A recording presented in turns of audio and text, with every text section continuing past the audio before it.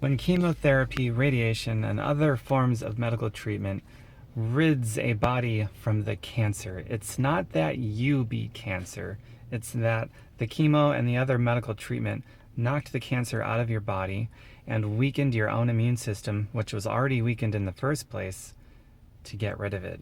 Now you may be cancer free, but you're even more vulnerable to getting the cancer back, as many people do who go that route. First of all, if you don't have cancer in your body anymore, regardless of how you did it, even if it was medical treatment, congratulations. And I don't make this video to put that down. Not at all. What I am saying is that I think it would behoove you to do your own due diligent research, even if you personally don't have cancer. You know somebody who does, or you're gonna know somebody who does, because it affects all of us directly or indirectly. That's just a fact of life. Cancer is big business, and most people are engaged every day in lifestyle rituals that increase the odds of them getting cancer. And then we're told to go get chemotherapy and other medical forms of medical treatment. All the while, this is a fact, there's places like the Gerson Institute and the Living Foods, and there's other places like that, Living Foods Institute, that actually heal people of all cancers, all stages, using no medical treatment, just nature and changing their lifestyle. These people start feeling better the day that treatment starts. There's no sick side effects. And by the time they're done, their body is so strong, they actually beat cancer. It wasn't some external pharmaceutical grade thing that weakened their immune system and knocked the cancer out. It's completely different. They heal from the inside. The inside. What I mean by that is that instead of weakening their immune system is built up. Their natural healers, their natural healing mechanisms are built up so strong that by the time they're done, they've beat the cancer from the inside out. And now it's nearly impossible to ever get cancer again, unless they relapse and go back into the same lifestyle choices that brought the cancer on to begin with. But when you go after medical treatment to rid yourself of the cancer, or just about any chronic disease for that, any lifestyle chronic disease for that matter, then it's not that you beat cancer. And odds are, a lot of people, they can't even say that they get rid of the cancer because the medical treatment kills them. Medical treatment kills more people than anything on planet Earth. But when somebody is fortunate enough to go into remission from cancer from medical treatment, well, now they have a new problem. They could die of a common cold because they have no immune system left to deal with anything. And I'm not making this up. That happens. People die of a common cold, but oh boy, they beat the cancer, and the industry will actually use those as victories to sell more of their medical treatment to more people, even though they couldn't even fight off a common cold anymore. And that killed them, but they're still counted as a victory against cancer. It sure makes for a great commercial, great fundraisers with that kind of treatment. It's horrible. Now, I'm not telling you what to do. I'm not saying this to undermine a doctor or any healthcare professional.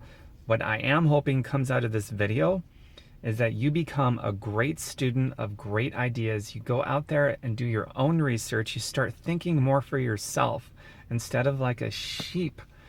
Because after all, either your life or somebody else's life, or a combination of your life and somebody else's life, it hangs in the balance. So I'm not dicking around with this stuff, man. I'm just a talking head on a video on the internet.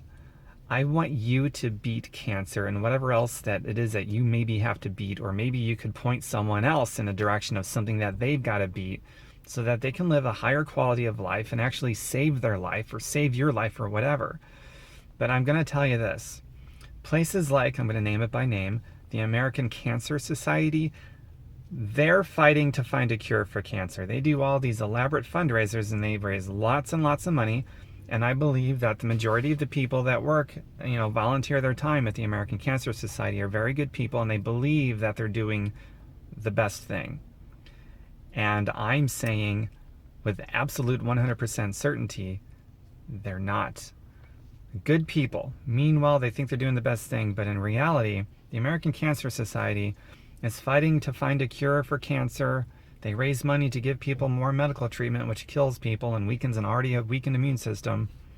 All the while, there's other places you could send your money to that are actually healing people from cancer of all kinds, all stages, using no medical treatment, just nature. Healing people from the inside out, ramping up their immune system so strong that the cancer is beat. Totally opposite from what chemo and other medical procedures does, right? So it's like when I'm looking at, okay, I could send my money, I can donate it to a place that is destroying people's immune systems, making them even more vulnerable than they were in the first place, a place that's fighting to find a cure for cancer, even though it's already been found many, many generations ago. I could send my money to that, or I could send my donation money to a place that is already healing people from every cancer that exists from every stage. And it's like, if I don't send it to the people that are actually healing people, then I'm robbing somebody of having their life saved and improve the quality of their life by donating to the American Cancer Society. In my personal opinion, the American Cancer Society is an unforgivable, unredeemable organization. There is no fix for them, in my personal opinion. The only solution is for them to just totally dissolve and have other places like Gerson and Living Foods Institute take their place. That would be wonderful. The more money that gets donated to people that are curing versus people that are fighting for a cure that already exists, the more lives get saved. And that's why I would say such a thing like that, because it makes no sense. It's like the money is going out. The money isn't the problem. It's where the money is going. If all the donation money went to actually healing people versus fighting a cure, I mean, you see how illogical that. I mean, it's like a first grade illogical concept, sending money to some place that's fighting for a cure that already exists versus sending to some place that actually is curing people.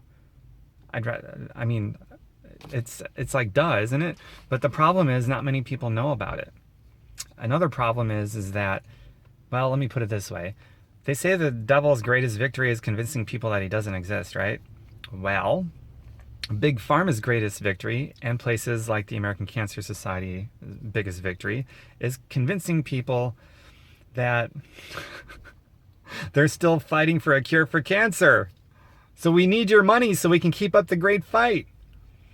And it's working. Not only is it working really well, but they have a army, colossal in size, of everyday people that don't think for themselves, people that get agitated if you dare question the status quo in this particular area.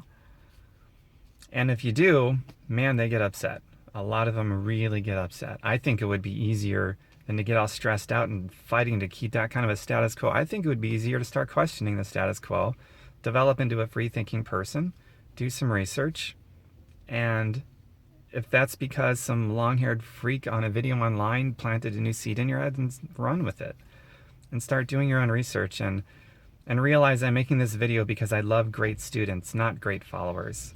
Some people are going to see this video and they can't help themselves. They just think that I want people to follow me blindly, just like I'm asking you not to do with pharmaceutical and American Cancer Society. I'm not being a hypocrite here. I don't want you to follow me any more than I want you to follow them.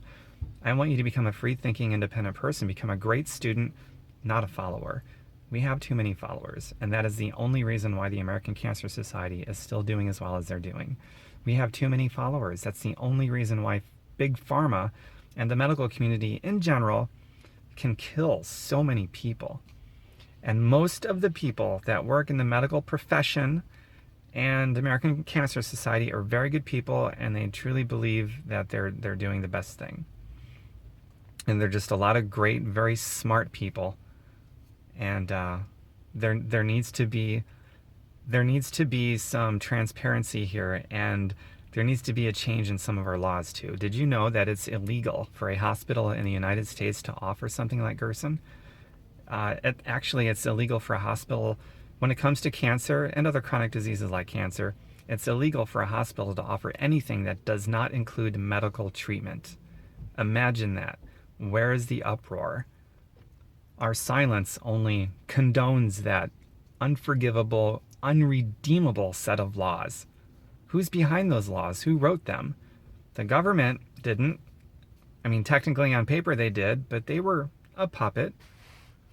Pharmaceutical wrote those laws, the drug companies. It's a great business decision for them, but why not question the consequences of their actions? Why aren't people questioning that, or even going on down a path to discovery to learn those kinds of things? You see, a great thing happens when people start to think for themselves and question the status quo.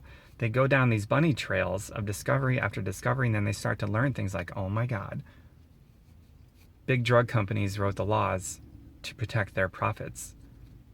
And then it becomes a matter of, I don't care if somebody chooses medical treatment or the Gerson therapy or something like that. Why can't we be given the option? Why is it actually illegal, barred by law, for a U.S. hospital to offer up a cure for cancer or anything that doesn't involve medical treatment? It's like, are you kidding me? What's behind that law? And then you go down that bunny trail and, oh my God, drug companies wrote those laws. Holy shit. But we're asleep at the wheel. There's a few people that have woken up, and one by one, more people are waking up. But it sure could happen a lot sooner. There's a lot of people that aren't going to be around that you love and care about 5-10 years from now. They're going to die. And, you know, we're all partially to blame for that because we're sleeping. We're not questioning the status quo.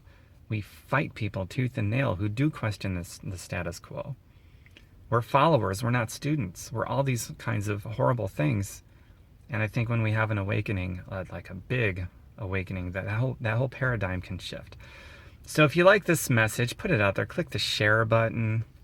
Perpetuate this out there into the world. More people, in my opinion, if you feel this is a worthy message that more people need to hear so we can start planting these seeds and see what kind of wonderfulness comes out of it, please share.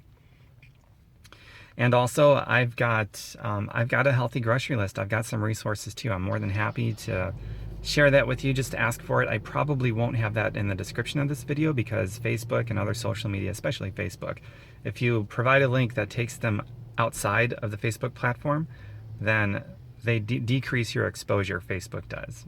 So that's why you probably won't find the link in the description. But if you ask for it in the reply or private message, I'll send you the links and you can go check out these places and start doing some of your own research. Okay? I hope you enjoyed this video. Take care. Bye for now.